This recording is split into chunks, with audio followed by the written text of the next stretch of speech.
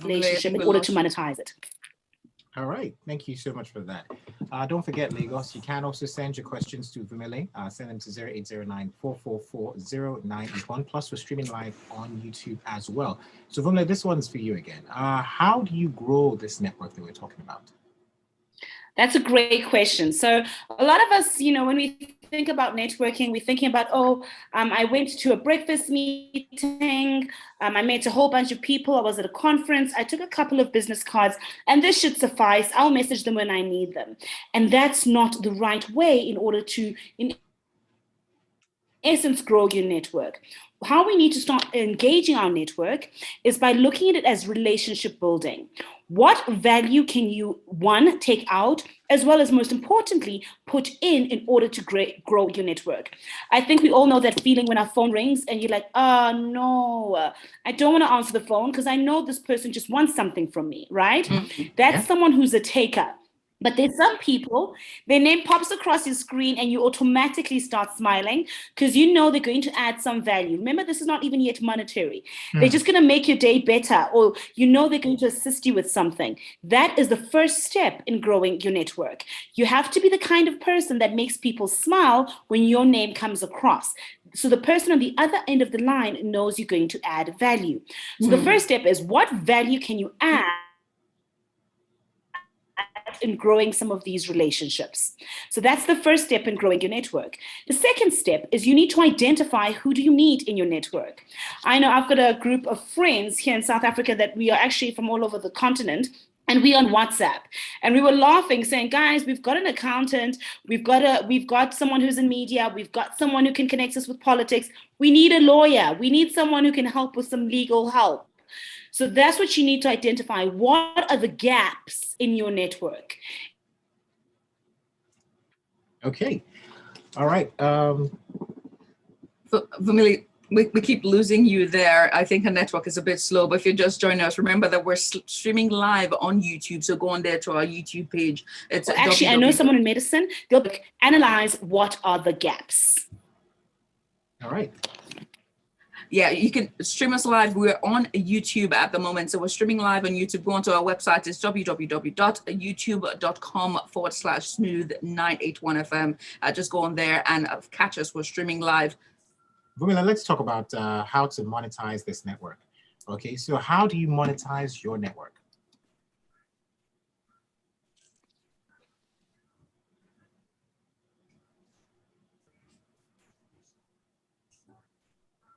Vumile. The network is a bit slow there. Okay. Rotus. Yeah, Vumile is switching. She's switching connections now. I think she's switching to her phone. Yeah, Vumile, you're on mute, but go right ahead and unmute yourself and then tell us about monetizing your network. Perfect. My apologies. My network was not giving me any joy. Okay. So, how to monetize? Good to have you back. How to monetize your network is a bit of a challenge, right? Because in essence, what you're trying to say is the value I've brought in previously, the value that I can currently give you, I'm now going to start charging you for it. So there are a few strategies we can employ. The first is what most organizations use, and it's called proof of concept. It's when you, in essence, give people a little taste or a little teaser of what it is that you actually do and the value that you can actually bring. A fantastic idea is I've got someone who's a business monetization coach. She was like, Vumi, I love your work. Please, can I give you my services for 1 month for free? I experienced the services, loved the services. I can't live without them anymore. So when she sent me the bill and her invoice, I was like, how much? But I was so accustomed to it that I could not let the services go. So giving people a taste or a teaser or a sample, complimentary as a proof of concept for a certain period of time, is one great way to get people who are going to be ambassadors for you or your product, your goods and your services that will then continue. Another very important aspect in looking at monetization of our actual network is identifying in our network who are our customers. Not everybody in your network needs the solution that you are providing. So identifying them and then getting them to actually invest and actually be ambassadors is key. One of the little tips that I use in my own organization is, I'm sure we all know as ladies, baby showers. Ooh, I'm having a baby. This is so exciting. If you're like me and you don't have a baby yet, yet, have a business shower. So Okay. literally, you call everybody. That's actually a great idea. That's a good one. I love it. So you call everybody you know, and like a baby shower, you do a registry as to what are some of the support that you need. So guys, there is a person at MTN I'm trying to get a hold of. I can't. There are 40, 50 of my friends on the line, and we did it via Zoom. And someone said, oh, I know the CEO, I'll connect you. It was something so simple, but I actually used my network, even though they weren't buying or using my services, to open up their networks to me. So that's a little tip I'd like to share with you. Try it. Baby showers are great. Business showers are even better because they pay you. How do you monetize your network? Besides just how do you monetize it now? So once you've gotten access to the people, you've given them a proof of concept, like any other any other client, you now have a warm lead. A warm lead is someone that's not completely a cold lead, meaning they have no clue who you are. By virtue of the fact that they're in your network means they've got a certain amount of buy-in into your particular marketing brand and your particular personal brand. So they're willing to trust you. You then say to them, and you pitch like normal, the value it's going to add to them, why you are actually reaching out to them, what the call to action is, meaning why are you asking them to purchase or buy. And that call to action also has to be from a place of what value is it in it for you. Guys, you can't go to your network and just say, just buy my product. I'm selling, I'm selling water, okay? Just buy it. You're assuming that I don't already have a supplier. But if you're saying, Vumi, I'm selling water and actually I'm going to make it 50 cents or 1,000 naira cheaper than your current supplier. Now I'm interested because you're solving a problem and you're bringing value to me. So that's very, very important. A lot of us get arrogant and we just think, oh, but I know them now. What's their problem? And it's I know as Africans, we like to think that we've got access to everybody, very communal. You're entitled. Yeah, very communal thinking, but unfortunately, wallets are not communal. All right, thank you very much for that. Yeah, besides just networking, which of course you've said it, your network is your network is your net worth. What's the difference between networking and relationship building? Because of course you have to build your network with relationship building. So networking is when we are engaging people from a point of transactions. Meaning, I got your business card from this particular conference. I'll reach out to you when I need you. Relationship building is saying, I'm here to build a relationship. Meaning, I might not be able to monetize in the first 2 to 3 years, even sometimes. But I'm going to keep on investing in the relationship, looking at the long-term returns. So one is very short-term, very short-sighted, and a little bit entitled. The other is a long-term play. I'm a big believer. I'm a massive believer in relationship building. And one of the things you're wanting to do in relationship building is get to know the person. In network, you see their title. Oh, okay, you are the general manager for Ericsson. Oh, great. Better put you in my back pocket in case I need help with telecommunications. The other is, oh, your name is Vumile Msweli. You grew up in South Africa. You currently live in Rwanda. You're now interested in the person behind the title. So in relationship building, you're interested in the human, not the title. And that, in essence, will give you more returns in the long term than the person who is just interested in pure networking. Networking can open the door. Relationship building will sustain that door being opened. Rotus, do you have anything to add to that? Yeah, so as a follow-up to that, really great answer. What about mixing business with pleasure when you talk about building relationships? Is that advisable? Definitely. A lot of people say never mix business with pleasure. I'm like, there's nothing more pleasurable than business. I don't know about everyone else, but I really like it. So for me, in essence, great relationship and great business feels like pleasure. It feels like it's a true, authentic relationship. We've all gone to meetings where we shake hands and it ends. The best deals are when we are popping champagne and we're closing that deal and we are socializing. So great relationship building works well like that. A lot of people also forget that businesses that are often very successful, and I'm talking now on the global scale, often are started with friends, right? I'll use Mark Zuckerberg, started with a friend. Okay, yes, he turned on them, granted, but still started with Bill Gates started with a friend. Steve Jobs started with a friend. Alibaba, he started that with 11 friends. So the concept that no, we're friends, we can't do business is something I fundamentally disagree with. Some of my major clients now were people who were my friends who created those opportunities for me. So I think, look at your circle. Who can you potentially collaborate with? Even if it's not starting an entire business, who can you collaborate with in your existing business? And if you're looking around and you're like, for me, there's not one person, that speaks volumes about your existing network. It speaks volumes about the relationships. Remember, guys, you're the average of the 5 people you spend the most amount of time with.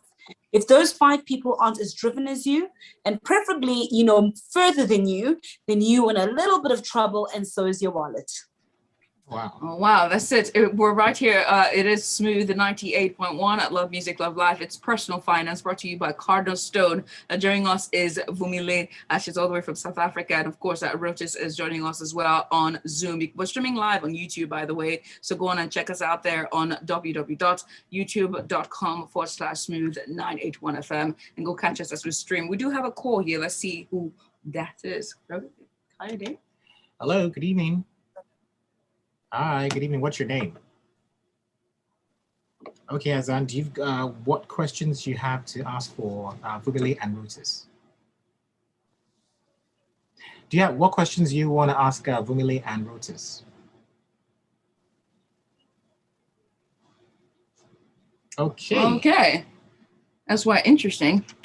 We're going to take a very quick break here. When we come back on the other side, we'll take more of your messages and call. Call us up on 01448-9981. Also send us a WhatsApp message to 0809-444-0981. Again, 0809-444-0981. We'll come back after this break.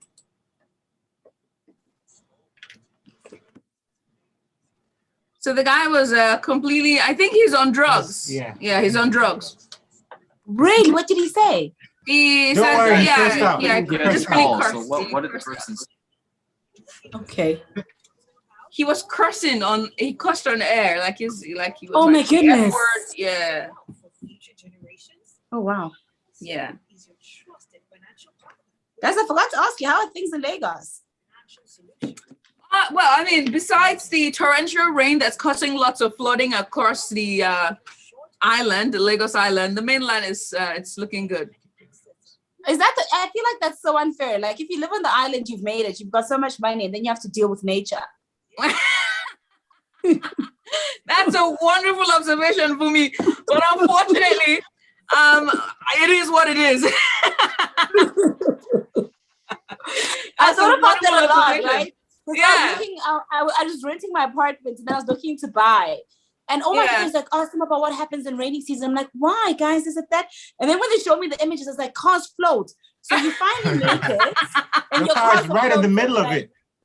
You need even an SUV can't save you. It can't save you. No, it can't. Hectic. The best time to house hunt is during the rainy season. Just get a house on the mainland. And you'll be fine. Just go to Ikeja, GRA, or somewhere else. We're going in. Oh my goodness. You ready? Okay. Welcome back, Legacy. If you just joined us, you are just in time. This is Smooth 98.1. Love music, love life. Personal finance is the show. And of course, we still have a very special guest with us, Vumile, all the way from South Africa, and Rotus with us via Zoom. Don't forget, you can reach out to us on social media if you've got questions. 0809-444-0981 is where you can send those messages to. Absolutely. We're also streaming live on YouTube. So go on there to YouTube. It's www.youtube.com/smooth981FM as well. Remember that Personal Finance is brought to you by Cardinal Stone. Right. Yes, indeed. Yeah, so lots of good advice that you've given us, wallets through your network. What about some of the challenges in growing your network? There are quite a few, right? So the first challenge you're probably going to face is when we're looking to network, we tend to look at people who are a little bit more senior than us, people we're aspiring to be like. And the hardest thing you're going to ask yourself is, why would this person even want to be associated with you? What is the value you can bring? So if I wake up today and I say, I think I need, I identify, I've done my skills gap analysis in my network. I think I need Mr. Dangote in my network. One, what's the value I'm going to add to him? Two, a lot of the people that we aspire to be like from a financial perspective don't necessarily need to be using you. They usually have an existing person for the value that you can bring. That's something you have to analyze. So what you have to do then is do what I call a competitor analysis. Who are the people doing what it is that you're doing currently? Where are they doing it well? Where are they not doing it so well? Where you can, in essence, add a little bit more value. And remember, sometimes we're so obsessed with adding value that is purely monetary that we forget the small value we can add that is non-monetary. So a good example I will use is I remember reaching out to someone very, very senior on LinkedIn, and I needed him in my network. He was the chairperson of the Road Accident Fund here in South Africa, so very senior, well connected. I reached out to him, and thank goodness he said, okay, no, we can definitely have some coffee. Because I had researched his organization, this is a while ago, so now I'm exposing my age. Facebook had just become a thing, and they had no social media presence. So the value I added to him was like, I've just noticed your organization isn't doing much on Facebook. Can I give you my social media access? So the person who does my social media, completely free, just so you can play around and see what value it will be for your organization. That was something non-monetary. It shifted the dynamics of our relationship. All of a sudden, he was taking me to meetings and I was in rooms I ordinarily would never be allowed into. So noticing the value I could add that was non-monetary was very, very important. Another example I will use is my mentor's first time going into West Africa. She'd never been. I studied in Ghana. So saying, oh, actually, can I do an itinerary for you? Don't worry, a friend of mine will help pick you up at the airport. Make sure that we secure your hotel at Labadi Beach. You must make sure you eat this, you go there. It was something she could not Google that I was able to give her. Once again, non-monetary. So identify the non-monetary value that you could potentially add, specifically when you're faced with the challenge of trying to network with people who in essence are not in the same lane as you and in a lane that you are trying to aspire to or trying to enter. All right, thank you very much for that one. Vumi, you are by far, I mean, if anyone's going to talk about networking, it's you. So you've like literally, like you're doing a show, doors like that. You're doing a show all the way from South Africa here in West Africa, Nigeria. So you're the best person to ask this next question. It's going to be, what are some top tips when it comes to networking? The best tips they can give us for networking for people like ourselves that are introvertish and pretty much cannot introduce ourselves without stuttering. Really? Yeah. Okay. All right. Okay. If you say some of the top tips is if you're going to a networking event or breakfast, find out who is going to be at that event. Once you find out who's going to be at that event, research them. Yes, you heard me, stalk them. Wow. So you can quickly identify the value you can add and where their gaps are. Another big tip is a lot of people are always under the impression that if you're an introvert, you're the worst at networking. Introverts make the best networkers. And the reason for that is their ability to listen. We all know what it's like when you talk to someone and you're like, that's the best conversation I've ever had. And you realize it's because they didn't say much. You were the one talking. Yeah. So that is the They listen well. They listen well. That is the gift introverts and people a little bit shy can bring into the game. So once you know who's going to be at the event, you've researched them, I want you to do your top 3. Who are the top 3 people you're going to pluck the courage up to go and speak and introduce yourself by adding value? So do your homework beforehand. If, however, you're coming into a room and it was completely, off the cuff, you didn't expect yourself to be there, approach people in groups of 2 or 3. Don't approach a larger crowd, more than 3 people. It'll be difficult for you to put in a word sideways. So 2 or 3 people in a group is who you approach. You slightly angle your body. I know you're on radio, but I want you to think as if you're leaning in with your shoulder. So you're not fully starting to take over. That body language is aggressive and people will get scared.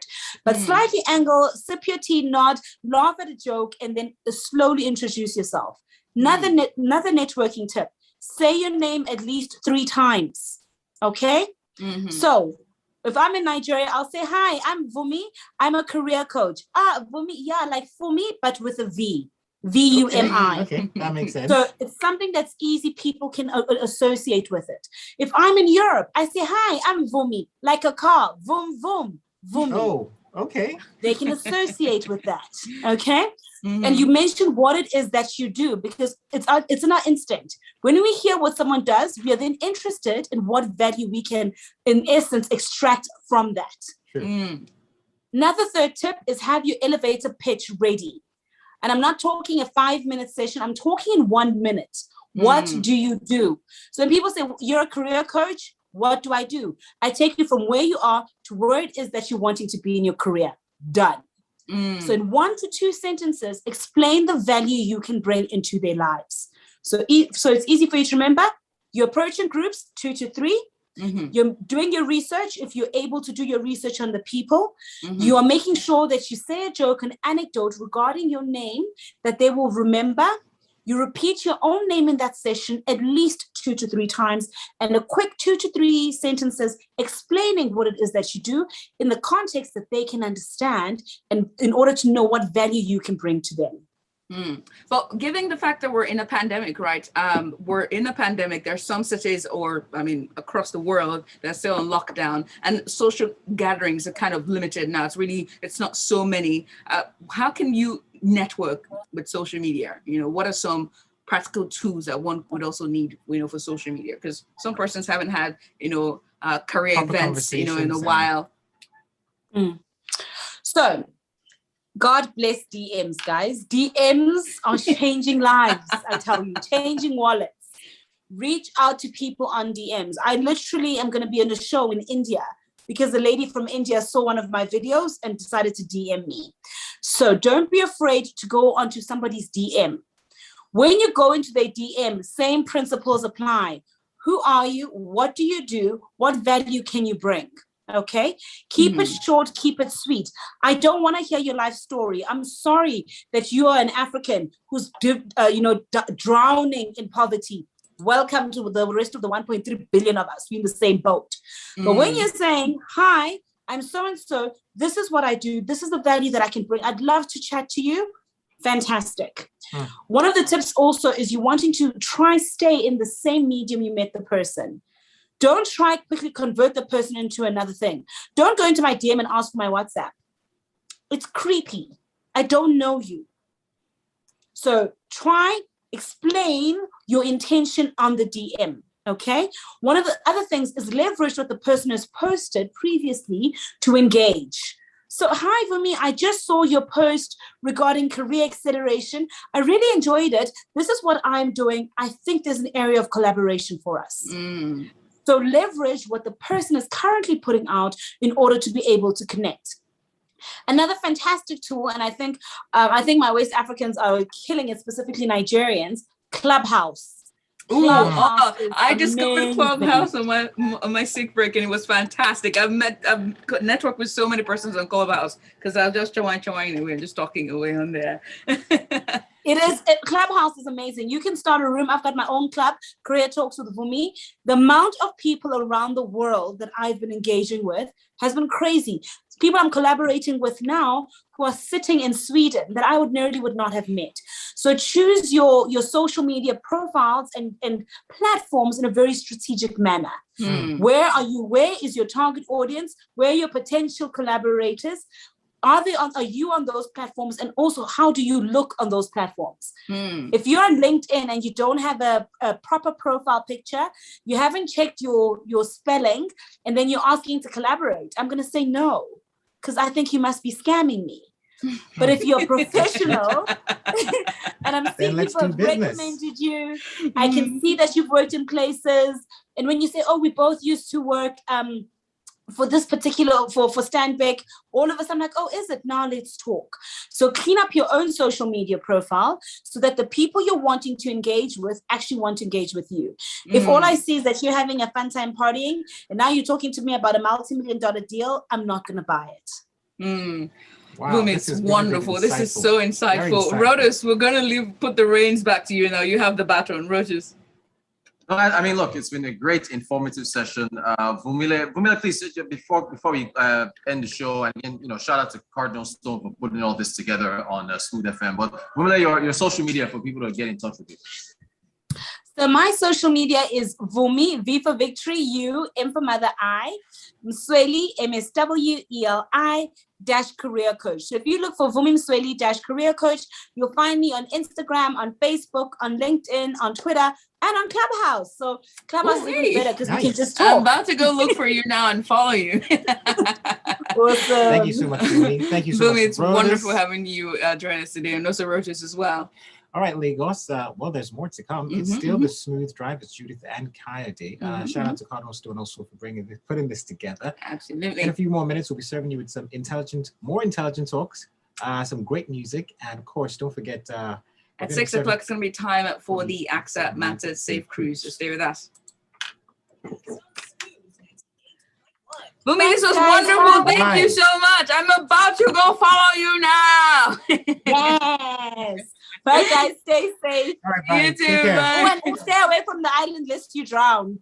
I mean, unfortunately, we live there and we work there. So, yeah.